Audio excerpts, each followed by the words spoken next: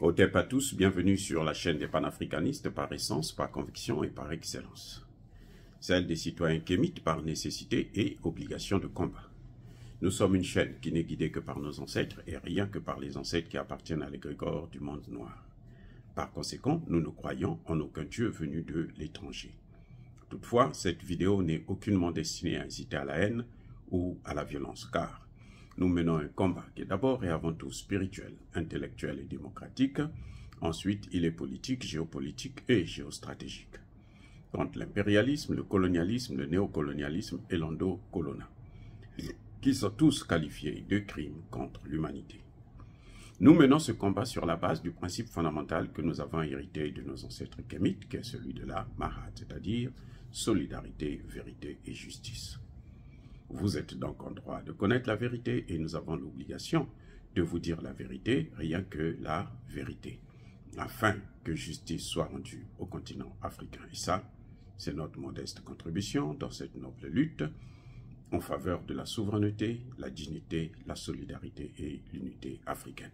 C'est exactement ça que nous appelons le panafricanisme.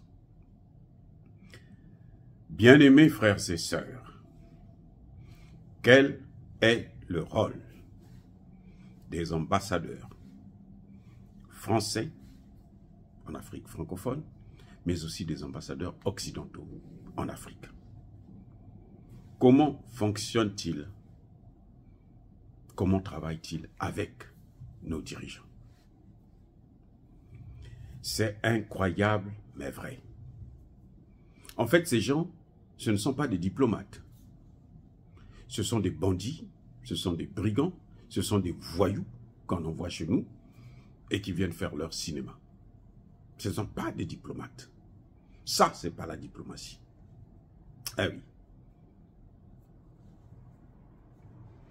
Le président Assimi Goïta nous a dit, et il a bien précisé la date, parce que je crois qu'il a été choqué, comme vous allez l'être, moi je le suis moi-même.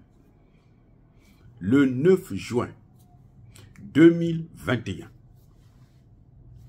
l'ambassadeur de France au Mali vient voir Assimi Goïta.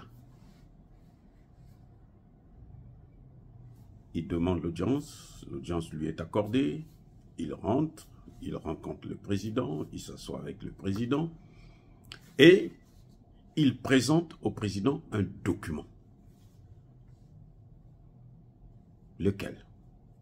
Quel est le contenu de ce document? Ce document indique que l'OTAN va venir s'installer au Mali. L'OTAN va occuper le Mali. L'invasion du Mali se fera désormais par l'OTAN. Mais entre-temps, vous avez près de 12 000 ou 13 000 soldats de la MINUSMA. Vous avez près de 5 000 soldats de Barkhane. Vous avez Takuba. Vous avez le G5 Sahel. Vous avez tout. Le G5 Sahel, parce que le G5 Sahel aussi, c'est la France. Hein. Ça appartenait à la France. Alors, qu'est-ce qui se passe? L'ambassadeur dit, ce document-là, nous, l'OTAN, là, Organisation de l'Atlantique Nord. C'est l'Atlantique Nord, là. Ça va de l'Europe jusqu'aux États-Unis.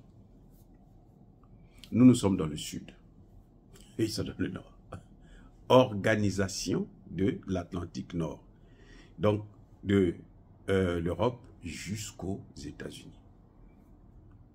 Nous, on ne fait pas partie de cette zone géographique.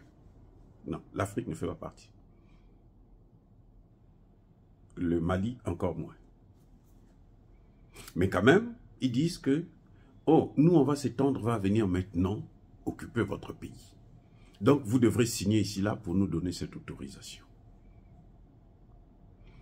Monsieur l'ambassadeur, vous avez discuté avec mon gouvernement, vous avez discuté avec les autorités maliennes, vous avez discuté avec le précédent gouvernement, qu'est-ce qui se passe?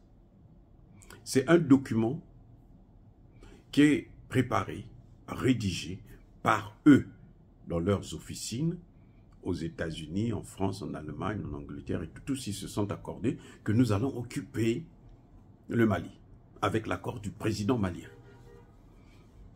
Monsieur le Président, Monsieur l'ambassadeur, pourquoi je dois signer ça? Non, parce que vous êtes le président, et est-ce que j'ai pas besoin? Vous savez pas que nous avons des assises? Non, c'est pas important.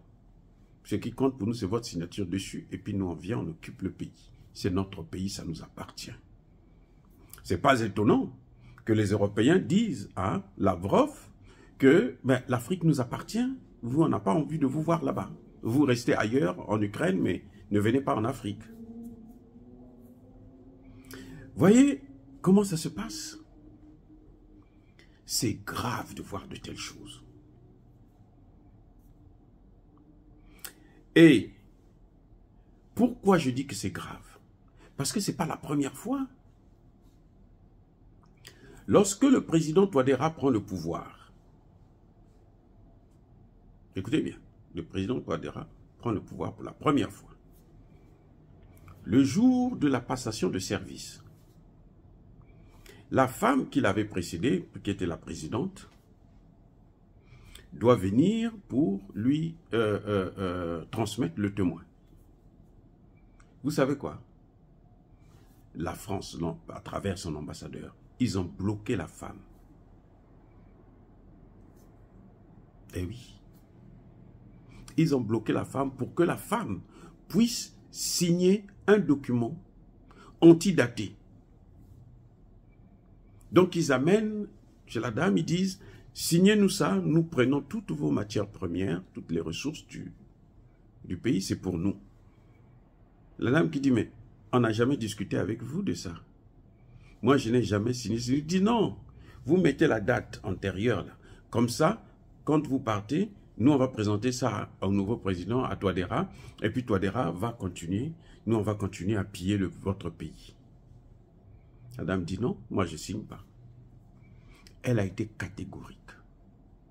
Et ça a pris du temps, au point où le président Touadéra a prêté serment avec un léger retard, parce qu'on attendait justement la présidente qui devrait venir lui donner les oripeaux du pouvoir. C'est comme ça que ça se passe. Donc, ils prennent, ils font des choses chez eux, ils décident, et puis ils viennent nous demander de signer. Vous voyez les accords là, comme la CPI. Hein? La CPI là. Ce n'est pas des traités qui ont été discutés avec les experts africains. Tous nos chefs d'État tombent dans ce piège.